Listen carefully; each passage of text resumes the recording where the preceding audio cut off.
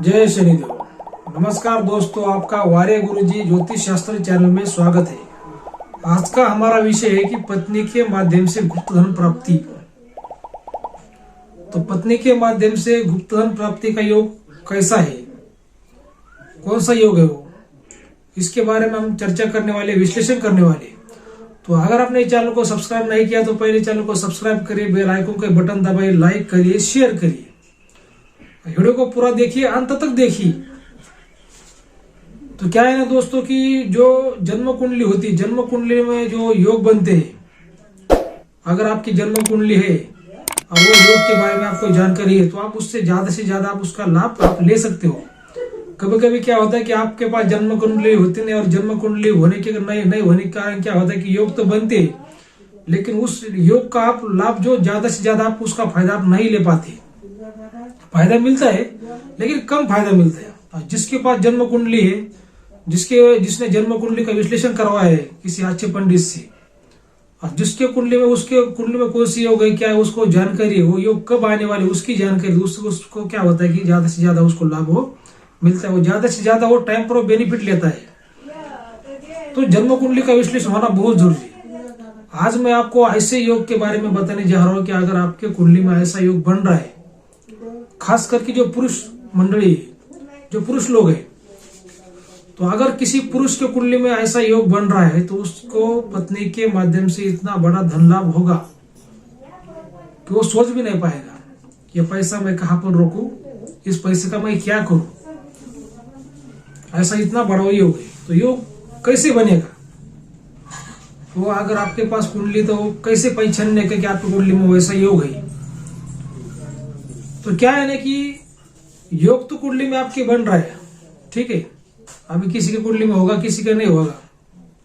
तो लेकिन मान लीजिए कि आपकी कुंडली में योग बन रहा है, लेकिन वो योग का फायदा कब मिलेगा, क्या उस योग का फायदा कब मिलेगा और फायदा कैसे लेने का, ये भी मैं आपको आज जानकारी बताने वाला हूं। तो कौन सा भी लगन हो, क्या कौन सा भी लगन हो, कुंडली का कौन सा भी, जो 12 लगन होते हैं उनमें से कौन सा भी कुंडली का लगन हो, अगर आपके लगन से जो अष्टम भाव होता है उसे गुप्त धन कहते हैं। क्या कहते हैं? गुप्त धन, अचानक मिलने वाला धन, जमीन के अंदर का खजाना, जमीन के अंदर के जो पदार्थ होते हैं वो मिलने वाला धन। और ऐसा मतलब मिलता है कि वो आप कभी सोच भी नहीं सकते कि वहां से आपको धन मिलता है, उसे कहते हैं गुप्त धन। और वो होता है उसका अष्टम भाव कुंडली का। अभी ये अष्टम भाव होता है, तो अष्टम भाव मतलब ये पत्नी का धन भी होता है, क्योंकि कुंडली का जो सप्तम भाव होता है, सप्तम स्थान को पत्नी का घर कहते हैं, और उसके जो 2 नंबर का घर होता है वो अष्टम भाव होता है। तो अष्टम भाव को पत्नी का धन भी कहते हैं, पत्नी की वाणी भी कहते हैं। तो कैसा योग बनने, कैसा योग पहचानने का कैसे आपकी कुंडली में, तो मान लीजिए कि आपका कौन सा भी लगन है, लगन से जो अष्टम भाव होता है, अष्टम भाव का जो स्वामी है उसे अष्टमेश कहते हैं। वो कौन सा भी हो, चाहे वो मंगल भगवान हो, चाहे वो शनि भगवान हो, चाहे वो बुध ग्रह देव हो, या गुरु भगवान हो, गुरु ग्रह हो, कौन सा भी वो उस राशि का स्वामी हो, उस भाव का स्वामी हो, अगर अष्टम में बैठता है तो वो प्रबल पत्नी का धनयोग माना जाएगा, वो प्रबल गुप्त धनयोग माना जाएगा। लेकिन अष्टम में होना चाहिए। अष्टम में अगर कोई अष्टम में नहीं है, वो अगर किसी दूसरे अच्छे भाव में, केंद्र में हो या त्रिकोण में हो, और अष्टम में अगर कोई दूसरा ग्रह बैठा है, मान लीजिए कि आपके कुंडली का लाभ का स्वामी वो अष्टम में बैठा है, तो वो भी पत्नी का धनयोग कहा जाएगा या गुप्त धनयोग कहा जाएगा। अगर आपके अष्टम में 1 ग्रह, 2 ग्रह, 3 ग्रह, 4 ग्रह या 5 ग्रह या 6 ग्रह, 7 ग्रह बैठे, तो सबसे बड़ा महाधनी योग कहा जाएगा। सबसे बड़ा महाधनी गुप्त धनी योग, सबसे बड़ा महाधनी पत्नी का गुप्त धनी योग, पत्नी के माध्यम से मिलने वाला गुप्त धनी योग ये कहा जाएगा। लेकिन ध्यान रहे कि वो पत्नी का वाणी का भी घर है। अगर किसी के कुंडली में अष्टम में इतने ग्रह अगर बैठते हैं, या अष्टम में कोई 1-2 ग्रह बैठते हैं, तो उनकी जो पत्नियां होती है वो भी थोड़ा ज्यादा बोलती है, वो किसी की सुनती नहीं, उनकी ही सुनना पड़ता है। तो ऐसा मान लीजिए कि आपकी कुंडली में ऐसा योग तो बन रहा है, तो आपको लाभ कब मिलेगा, जब अष्टम जो आपके अष्टम भाव होता है, अष्टमेश की अगर आपको महादशा आती है या अंतरदशा आती है, उसमें आपको लाभ मिल सकता है। या जो ग्रह अष्टम भाव में बैठा है उसकी आपको अंतरदशा आती है या महादशा आती है, उसमें भी आपको लाभ मिल सकता है। लेकिन क्या है कि इसमें बहुत सी बातें देखना जरूरी है, इसके लिए कुंडली का विश्लेषण होना बहुत जरूरी होता है, तभी 100% आपको गारंटी हो जाती है कि सही में आपका जो योग वो अच्छा है।